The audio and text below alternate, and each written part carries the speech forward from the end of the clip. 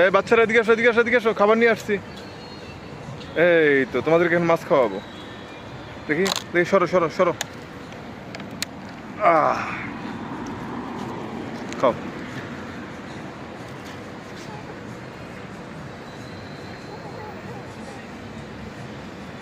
এই খাও খাও। বিড়ালের 6টা বাচ্চা। আর এটা হচ্ছে নাখিল গার্ডেন, দুবাই।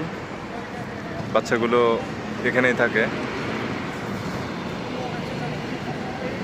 প্রতিদিন অফিস থেকে যাওয়ার সময় কিছুটা সময় এদের সাথে স্পেন্ড করি, ভালোই লাগে।